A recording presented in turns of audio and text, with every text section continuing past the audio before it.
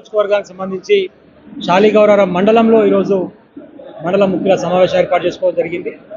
స్థానిక సంస్థ ఎన్నికలు నిర్వహిస్తారని చెప్పేసి ఈ రాష్ట్ర ప్రభుత్వం అనుకుంటున్నటువంటి సందర్భంలో అందరం కూడా ఎన్నికల కోసం సమాయత్తం కావాలని చెప్పేసి గ్రామాల వారీగా మంత్రులను ఏర్పాటు చేసుకొని అందరం కలిసికట్టుగా ముందుకు సాగాలి. కేసీఆర్ గారి నాయకత్వం, కేటీఆర్ గారి నాయకత్వం, జగదీష్ రెడ్డి గారి సహకారంతో మన గులాబీ జెండా రెపరెపలు రావడం కోసం అందరం ప్రయత్నం చేయాలని చెప్పేసి మా కార్యకర్తలకు అందరికీ దిశానిర్దేశం చేయడం జరిగింది. ఇప్పుడు జరుగుతున్నటువంటి రాజకీయ పరిస్థితులను కూడా మనందరం గమనించుకోవాల్సినటువంటి అవసరం ఉంది. ఎవరు మాట్లాడుతున్నారు, ఎందుకు మాట్లాడుతున్నారు, మూకుమ్మడిగా తెలంగాణ ముఖ చిత్రాన్ని దెబ్బతీయడం కోసం ఆంధ్ర ప్రాంతం వాళ్ళు ఎట్లా మాట్లాడుతున్నారో దయచేసి అర్థం చేసుకోవాలి. కేసీఆర్ గారు తెలంగాణ సాధించి 10 సంవత్సరాలు ముఖ్యమంత్రిగా కొనసాగితే ఏ ఒక్క నా కొడుకు మాట్లాడుతందుకు కూడా ధైర్యం చేయనటువంటి పరిస్థితి. ఆ రోజు మనం చూస్తే భయపడి కుక్కిన పేరు లెక్కున్నటువంటి కొడుకులు ఇలా ఒకడొకడు లేచి మాట్లాడుతున్నాడు. ఒదుకు చంద్రబాబు లేచి వచ్చేమో గోదావరి జలాలను దొంగతనంగా బనకచర్ల పేరుతో తరలించకపోయే కుట్ర చేస్తాడు.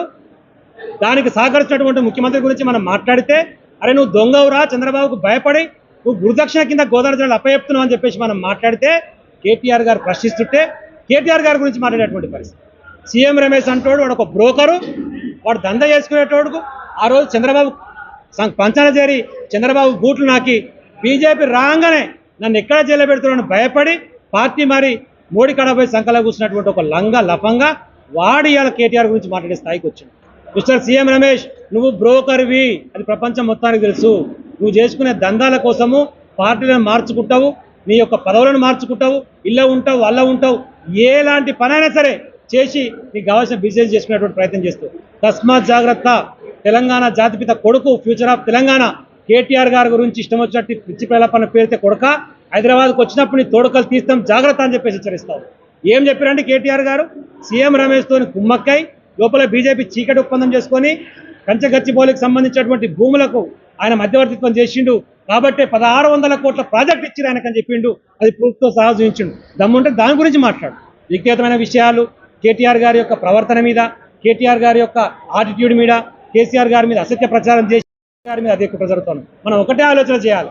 ఎక్కడైనా సరే ఒక ప్రభుత్వ పక్షం ఉండి ప్రతిపక్షం ఉంటే ప్రతిపక్ష పార్టీలు కలిసి ప్రభుత్వాన్ని ప్రశ్నిస్తాయి.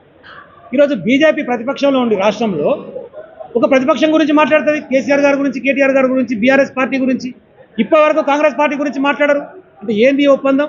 గోదావరి జిల్లాల గురించి ఒక మాట బీజేపీ ఎంపీలు మాట్లాడరు, కాంగ్రెస్ ఎంపీలు మాట్లాడరు, నా కిషన్ రెడ్డి మాట్లాడాడు, నా బండి సంజయ్ మాట్లాడు. సంజయ్ గడ్డ చదివే దానికి ఎక్కడ పోతుందో తెలియదు కాబట్టి ఆయన మాట్లాడు. సో దీన్ని ప్రశ్నించాల్సింది వదిలిపెట్టి బీఆర్ఎస్ని ప్రశ్నిస్తున్న అంటేనే మీరు ప్రజల పక్షాన లేరు, ప్రభుత్వాలు రెండు కుమ్మక్క అయిపోయినటువంటి విషయం స్పష్టమవుతున్నది. తస్మాత్ జాగ్రత్త, ప్రజల గుర్తుంచుకోరి.